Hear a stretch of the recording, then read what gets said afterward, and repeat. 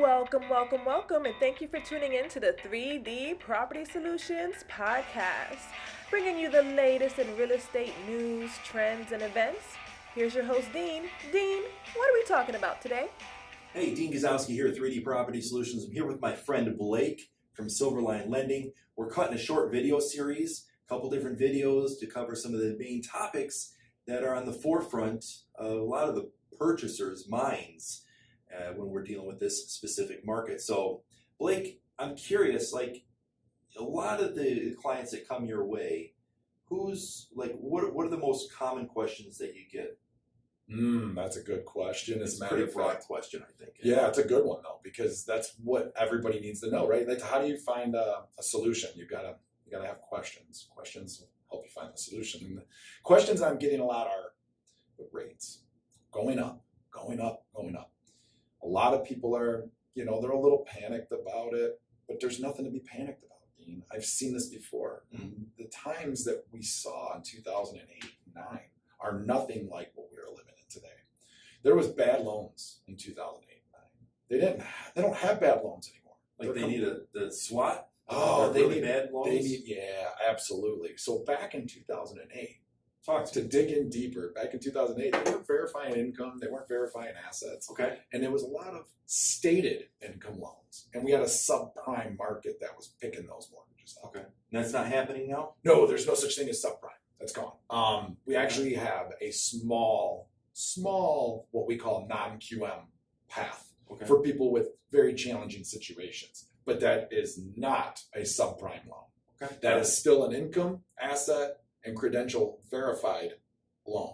So all the loans that are sitting in the investors, mortgage-backed securities, and everything, those are all protected by a clean, good, thorough underwrite that came out after the crash because of the crash. So now we verify everything to the tenfolds. So we're not going to see people fall out like they did in 2008.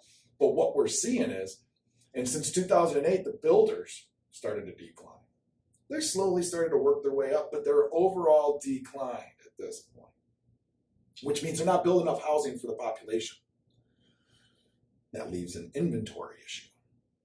That's why you're seeing people buying houses a year or two ago for $20,000 to $70,000 over asking or valued. That's price. a big jump. He's like 20 to 70,000. I had one pay 50. I had one pay 50 in Waterford on a canal. $50,000 over. It's very real. The valued. In our current market right now, we've got a guy who just put $15,000 appraisal guarantee on his property. I mean, it's very real. I mean, the market's still, it's not slowing down. Here's perspective. We were just talking about the foreclosure numbers. Like, we track those. We want to be a resource for the community over here at 3D Property Solutions, okay? Mm-hmm. So if you need market statistics, we study this stuff. We're really watching the things that are important when it comes to purchasing a home. Now, supply is a driver when it comes to pricing. Would you agree with that statement? Absolutely. Okay, so lower supply, the MLS, the multiple list service, that's where all the realtors get their houses, and when you list a house on the open market, it goes there, and then it gets syndicated out to all the auxiliary websites. When you look at the active versus pending properties, they're just about 1-to-1 right now. So that basically tells us that there's, everything that goes on in the market is getting taken off the market. Now, what's also profound is the fact that the foreclosures in the state of Michigan, you got to wonder if they've been regulated or, I don't know what the right word is, because I don't want to use manipulated. I don't want to use that word. But when you really look at it, starting in May last year, you had 1,000 foreclosures for the state of Michigan, okay? All counties. Next month, June, 1,000 foreclosures. July, because it had 5 weeks, 1,250, all right? And it's been fluctuating right around the 1,000 foreclosure mark. And it's like, that's a lot, but you look back at 2010, February 2010 was the oldest information I could get. It had 6,600 foreclosures that month. Wow. Now, I believe the right word is extrapolate. If you take 6,600, take that out, multiply it, annualize it, if you will, and that's 72,000 foreclosures for the year of 2010. Present day, present numbers, 1,000 foreclosures a month. 12,000 for the year. 12,000 for a year. Again, supply. There's not a huge supply. Plus, you've got the inflation, the CPI, which doesn't track housing. This Consumer Price Index that covers your goods, right? The price of your Goods and eggs, services. 70% increase on your eggs. Well, there's all these things going on. The big question is that going to stunt the growth of the housing market? Or because of the supply and everything else, are we going to continue to move in a positive direction when it comes to housing values? That's a valid ask, and I think personally that it's going to continue on. The housing market's going to continue to stay solid. It's going to be one of the best investments you ever make in your entire life, buying a home. The rule serves is this: you graduate from high school, you go to college, or you go to the military, or you go to work. That's the rule of thumb.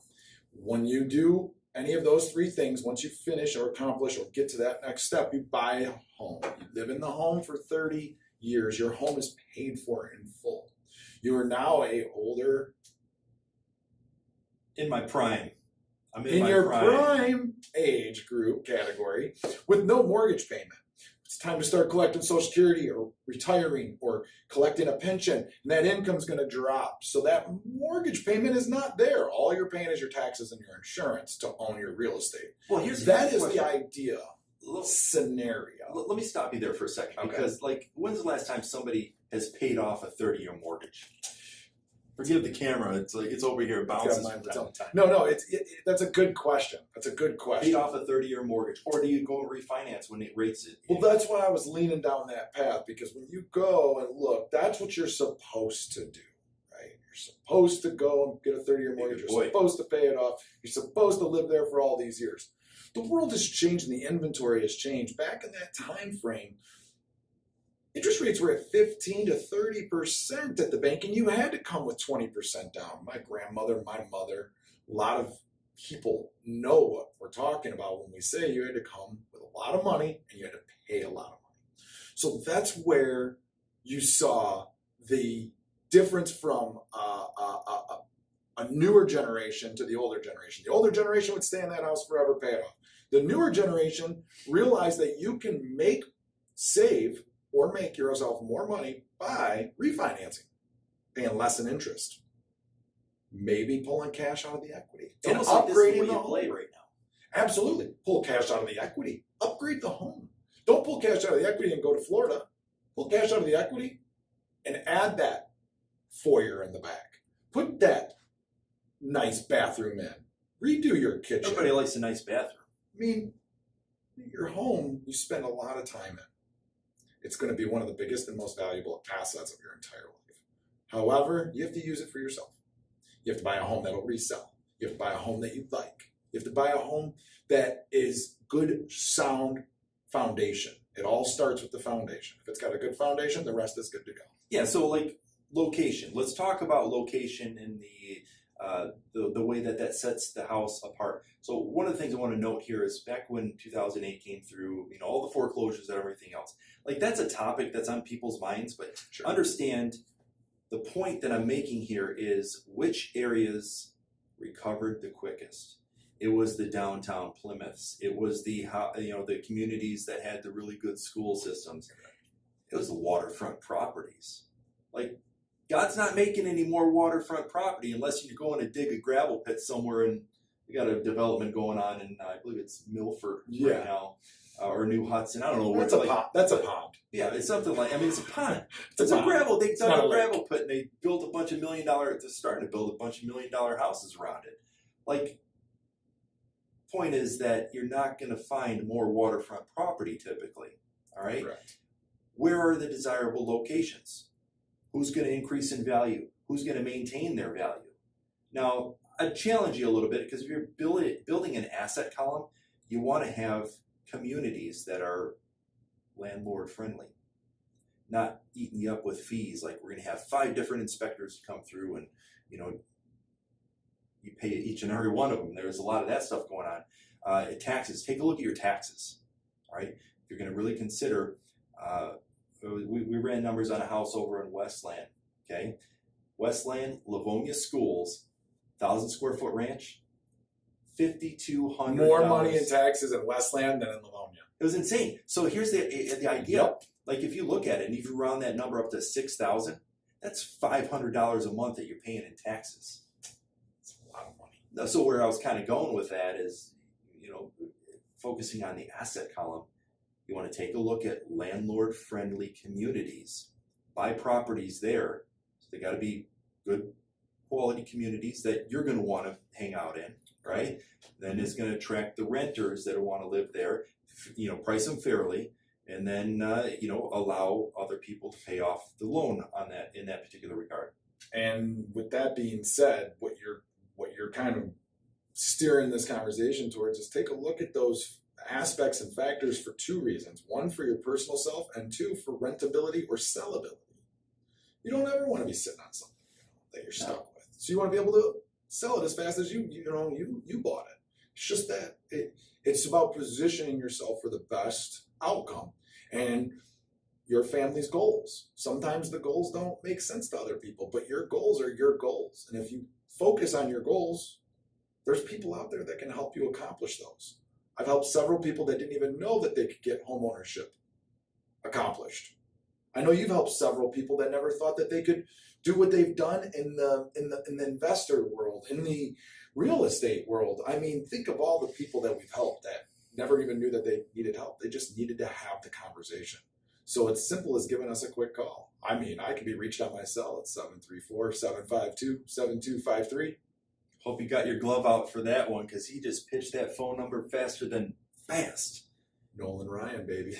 The kids nowadays, they don't know who that is. Oh, that's right. Very, very good pitcher.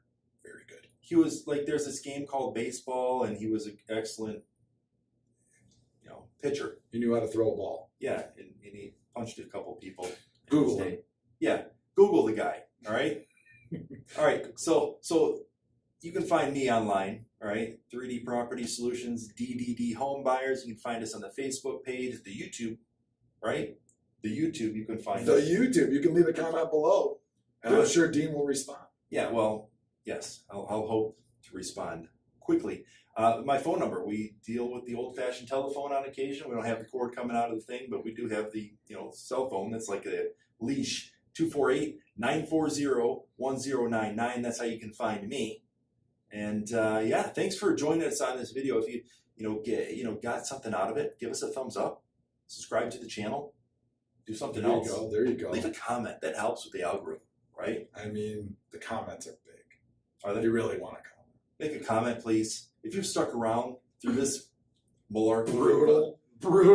Wasn't that Brutal. bad? Listen, we're just here, just not to do an over-the-top production, but we're here genuinely to bring some contribution, bring something that you can use, right? I mean, there's so much to talk about. That's why a conversation is better than actually trying to find a point to hit everybody's questions. Mm-hmm. The biggest thing that you need to remember out there is rent costs more than buying.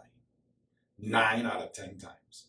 So please do yourself the justice of at least having a conversation with a broker, a local broker like myself or Dean, because the local people are the ones that are building a name for themselves and their family, not the guy who has a quota behind the desk and an 800 number. Ooh.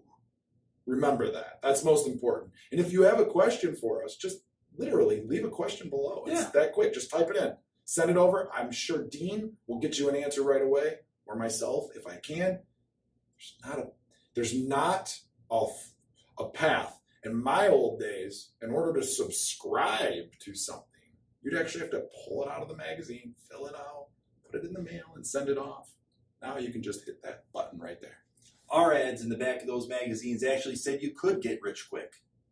They used to. You're right. None of them worked. I tried them all. I'm tired of getting sand kicked in my face. No such thing as a free lunch. No such thing as a free lunch. What else you got to say, Blake? I'm thinking that Silverline Lending and 3D Property Solutions should have our own channel. And the reason why I say this is because conversation is better than direct questions. You're going to have to sell that to leadership. The problem with direct questions is that I'm answering one question. When I can speak on what's going on with many of other people in your situation because you're watching this for that reason, I could probably hone in on something you need just by a 15 to 20 minute conversation with us. Yeah. So please leave a comment below and we'll be glad to answer it. Yeah, so come find us. Unless you're a job. Because we're not looking for any jobs. We're looking for work. We're not looking for a job, we're looking for work. Not looking for a job because there's no jobs looking for me. I don't have a job, I have a career. We're over here running companies is what that's the underlying point here, right? We're out here, we're not looking for a job, we're out here running companies. Like, this is our business. Support your local business, support your local Silverline lending, 3D Property Solutions, house buyer, real estate agents, entrepreneurs. We're the backbone. But remember, renting is paying someone else's mortgage. You want to pay my mortgage? I'll buy a house to rent you. It's all right. Lots of people getting their mortgage paid by renters. Don't be the person paying someone else's. Well, hey, you know what? And that's ultimately your decision because you want the flexibility to not pay the, To not be stuck, tied down. I get it. That's what everybody says. My sister said the same thing. But what's that?